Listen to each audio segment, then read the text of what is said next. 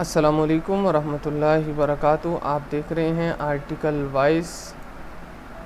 हमारा आज का नया तज्ज़िया है गद्दारों का कब्रिस्तान। वतन अज़ीज़ पाकिस्तान में सियासतदानों और अहले अदब व सहाफ़त को वतन फ़रोश करार देने का सिलसिला बहुत पुराना है। इक़्तिदार के नशे में बेहोश एक डिक्टेटर अयूब ख़ान ने तो बड़े पुरजोश अंदाज में मादरे मिल्लत फ़ातिमा जनाह तक को वतन फ़रोश करार दे डाला था। एलानिया और गैर एलानिया आमरीतों के बायस पाकिस्तान की सहाफ़त को एलानिया और गैर एलानिया सेंसरशिप का सामना रहा है। इसलिए सियासतदानों, शायरों, अदीबों और सहाफ़ियों पर वतन फ़रोशी के इल्ज़ामात आयद करने वालों की अपनी वतन फ़रोशी की दास्तानें सामने नहीं आ सकीं। लेकिन अब आहिस्ता आहिस्ता ऐसी किताबें शाया हो रही हैं जिनमें आमिरों के साथ मिलकर पाकिस्तान के आईनों कानून को तमाशा बनाने वालों के चेहरे बेनकाब किए जा रहे हैं। ऐसी ही एक किताब सुप्रीम कोर्ट के सीनियर वकील कंवर इंतज़ार मोहम्मद ख़ान ने तहरीर की है, जिसका नाम है ईमान फ़रोश जजों की दास्तान। इस किताब के मुताले से पता चलता है कि जिन जजों ने गैर आइनी हुक्मरानों और गैर सियासी क़ुव्वतों के साथ मिलकर अदलिया की साख बर्बाद की, इनमें से अक्सर जजों को इस्तेमाल करके ज़लीलो ख़ार किया गया। मिसाल के तौर पर जनरल ज़ियाउल हक ने जस्टिस अनवारुल हक और जस्टिस मौलवी मुश्ताक हुसैन को जुल्फ़कार अली भुट्टो के ख़िलाफ़ इस्तेमाल करने के बाद 1981 में इन दोनों को अदलिया से फ़ारिग कर दिया। कंवर इंतज़ार मोहम्मद ख़ान ने अपनी इस किताब में इंसाफ का कत्ल करने वाले बहुत से जजों का ज़िक्र किया है, लेकिन उन्होंने ज़्यादा तफसील माजी करीब की इस तारीख़ के बारे में बयान की है, जिस पर अभी ज़्यादा किताबें नहीं लिखी गईं। मुसन्निफ़ ने अपने हलफ की खिलाफवर्जी करने वाले जजों के मुतालिक लिखा है कि जज का हलफ इसका ईमान होता है। किताब में कुरान मजीद की सूरत अन-नहल का हवाला दिया गया है, जिसमें कहा गया, अल्लाह ताला के साथ अपना वादा पूरा करो और अपनी कसमों को पुख्ता करो।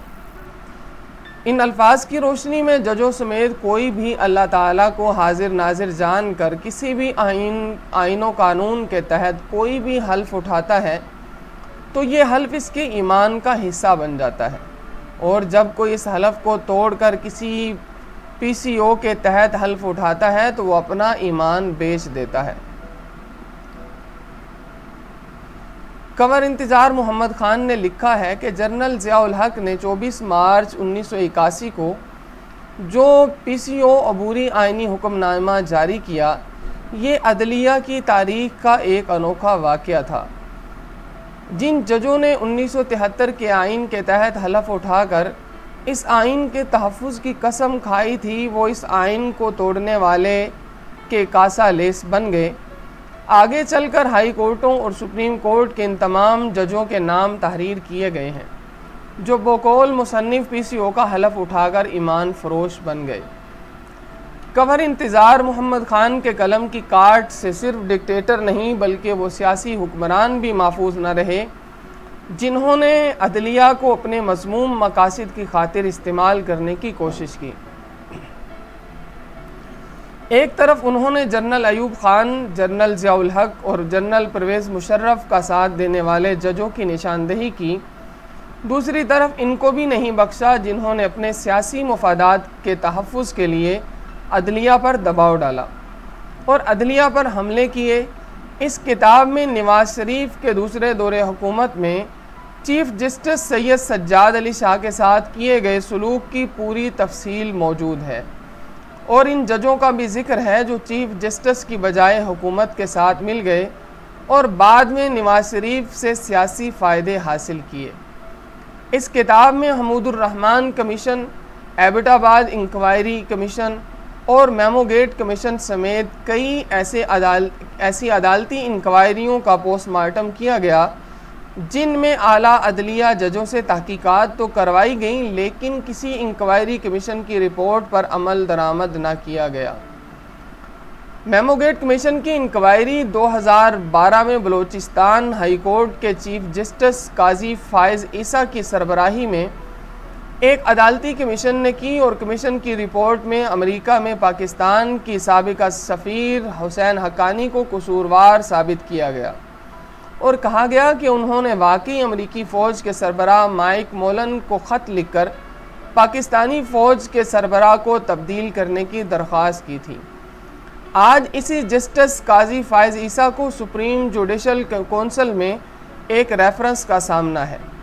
इस किताब में इन जजों पर भी तनकीद की गई है जो अपने कोड ऑफ कंडक्ट ज़ाब्ता अखलाक की खिलाफ वर्जी करते हैं। कमर इंतज़ार मोहम्मद ख़ान ने पाकिस्तान और भारत समेत कई अहम ममालिक में जजों के लिए नाफिज ज़ाब्ता अखलाक को अपनी किताब में शामिल किया है। 1973 के आइन की दफ़ा 2009 के तहत जज जिस ज़ाब्ता अखलाक के पाबंद हैं, इसके मुताबिक इनमें अल्लाह ताला का खौफ होना चाहिए, ज़ुबान का सच्चा, मोहतात और बेदाग किरदार वाला होना चाहिए।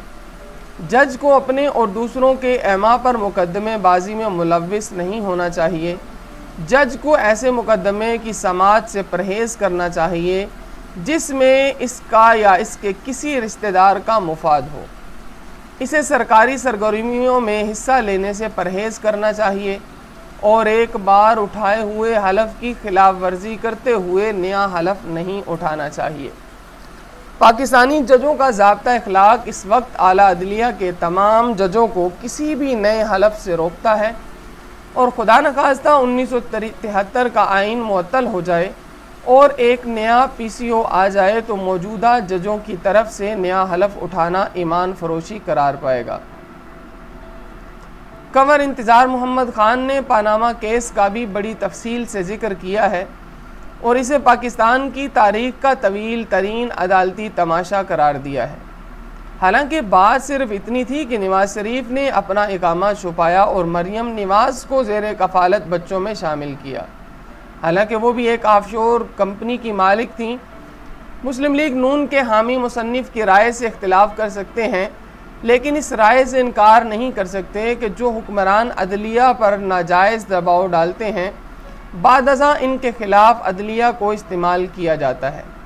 मरियम नवाज ने एहतिसाब अदालत के एक जज अरशद मलिक की ऑडियो और वीडियो टेपों को सामने लाकर दावा किया है कि इनके वालिद नवाज शरीफ के साथ नाइंसाफ़ी हुई है।